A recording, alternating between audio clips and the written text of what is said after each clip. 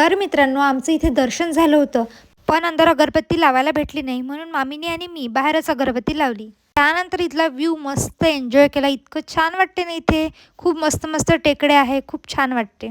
आणि माहिती आहे का, इथून बघितलं ना तर गाडी नाही का एकदम छोटीशीच दिसते, माचिसच्या डब्बीसारखी. त्यानंतर आम्ही बघितले या खिडकीमधून सगळेजण कोणाला बघत आहे. मग आम्ही बघितलं तर हे काका नाही का पूजा करत मस्त आरामशीर बसून होते. आणि यांना बघायची इतकी भयंकर गर्दी, खूप जास्त. त्यानंतर गेलो आम्ही खाली, तिथे पण काही आहे का बघायला.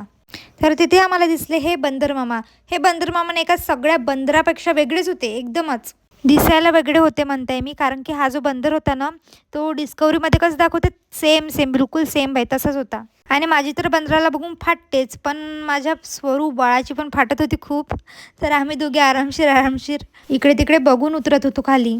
त्यानंतर नाही का आम्हाला या जागेवर खूप जास्त गर्दी दिसली. बघते तर नाही का इथे 4-5 गोटे ठेवून आहे, पण हा जो गोटा ठेवून आहे ना तिथे 1 रुपया ठेवा लागते आणि हळदी कुंकू लावा लागते आणि त्यावर हात ठेवा लागते आणि आपली इच्छा व्यक्त करावी लागते.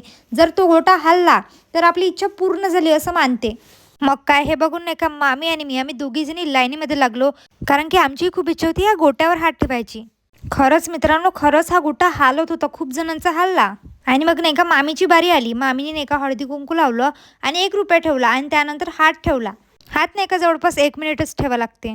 आणि ह्या गोट्यावर हात ठेवायसाठी गर्दी बघत आहे का तुम्ही, किती जास्त आहे. सगळेजण लाईनच लावून होते.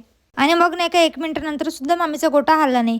त्यानंतर मी बसली. माझा गोटा हलते की नाही हे माहिती नाही, पण मी मस्तपैकी हळदी कुंकू लावलं, 1 रुपया ठेवला आणि हातसुद्धा ठेवला. 1 मिनटं माझ्या मनात जे काय आहे ते मागितलं, तरीसुद्धा माझा पण गोटा नाही हलला. माझी तर आई आणि मामा म्हणत होते, असं वाटत होतं म्हणे की तू झोपूनच गेली का. कारण की मी माहिती आहे का अजिबात हालत डुलत नव्हती. बरोबर डोळे लावून नाही का माझी इच्छाच मागत होती. जाऊ द्या, गोटा तर हलला नाही, पण त्यानंतर नाही का तिथंच होतं जेवण, डाळ भात. आम्ही सोबत टिफिन तर आणला, पण तो नाही का गाडीमध्येच ठेवला. टिफिन जर आम्ही इथे सोबत आणला असता ना तर टिफिन पण खाणं झाला असता. पण आता ते इतकं मोठं टिफिनचं ओझं घेत घेत चाला एवढ्या मोठ्या टेकडीवर, म्हणून नाही का आम्ही टिफिन आणला नाही. पण जाऊ द्या, चांगलंच झालं इथे जेवण मिळून गेलं आणि आम्ही जेवण पण करून घेतलं मस्तपैकी. त्यानंतर उतरत होतो आम्ही खाली, कारण की आम्हाला दत्ताचं मंदिर अजून काही ठिकाणं पाहायचे आहे म्हणून. थकलो तर थोड्या वेळ बसलो, तर पप्पाचा आणि स्वरूचा इथे मी शूट करून दिला. आणि इथे फोटोग्राफर पण आहे खूप सारे, फिरतच होते, तर आम्ही आमचा एक ग्रुप फोटो पण काढून घेतला. त्यानंतर खाली उतरताना आम्हाला दिसलं कुंकू. आईने आणि मम्मीने कुंकू घेऊन घेतलं आणि ते सुंदर सुंदर बांगड्या पण होत्या विकायला. पण बांगड्या मी घेऊ शकली नाही, कारण की माझ्या साईजच्या होत्या नाही म्हणून.